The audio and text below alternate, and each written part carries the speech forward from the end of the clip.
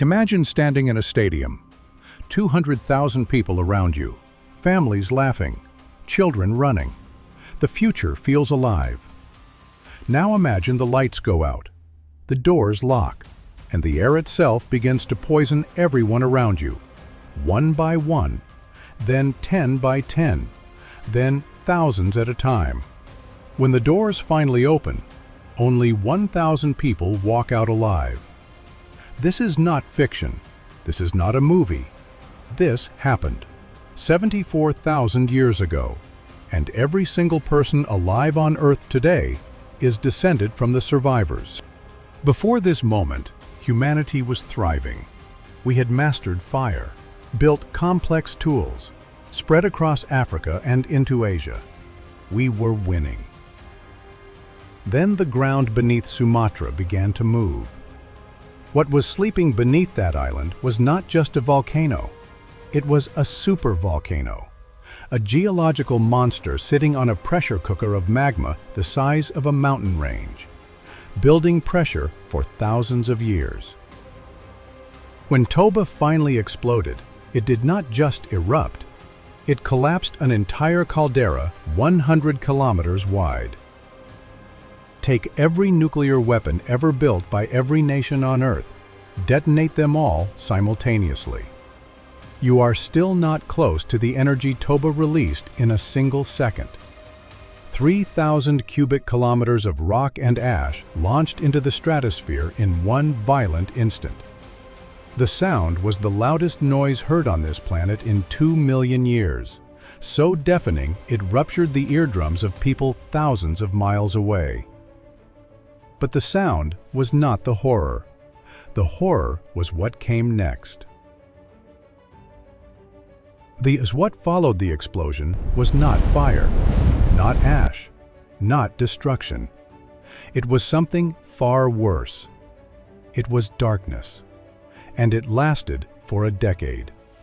Within days, a massive cloud of ash and sulfur dioxide wrapped itself around the entire globe.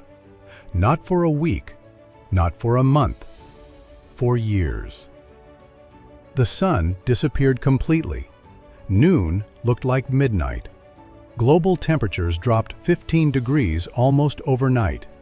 The rainforests died, turned from green paradise to brown, rotting wasteland. The animals starved, and the humans who survived on those animals had nothing left to eat. Imagine waking up every morning to a sky the color of a bruise, the air permanently smelling of sulfur, the ground permanently covered in gray ash. No warmth, no light, no food, and no way of knowing if any of it would ever end. This lasted 6 to 10 years of complete volcanic winter, followed by a 1,000-year cooling period. And this is where humanity almost disappeared forever.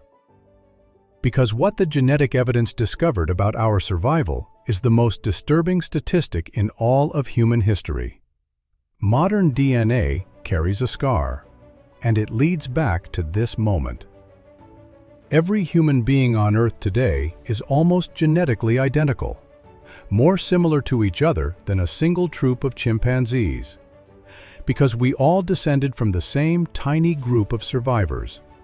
The genetic bottleneck tells us the entire human population crashed to somewhere between 3,000 and 10,000 people.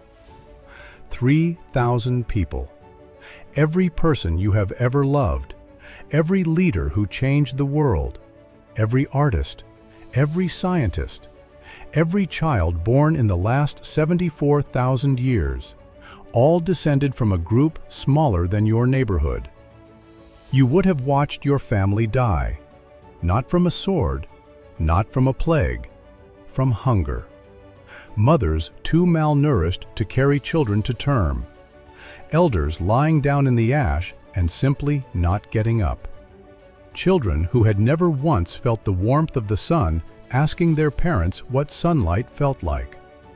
And their parents having no answer that felt real anymore.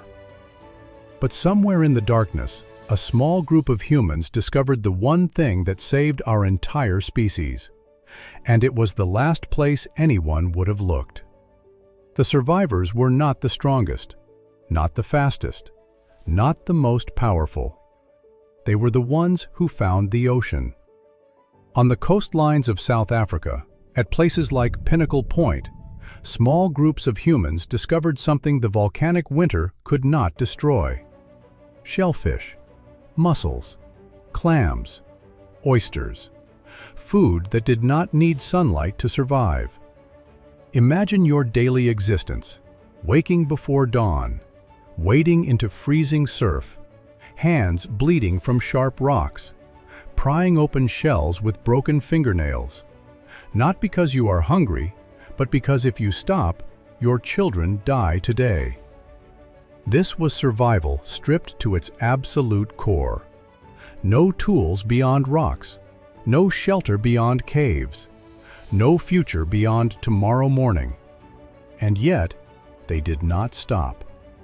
Every single day they went back into that freezing water. Every single day they kept the fire burning. And what those survivors passed down to us is not just DNA. It is something that lives inside every human being alive today.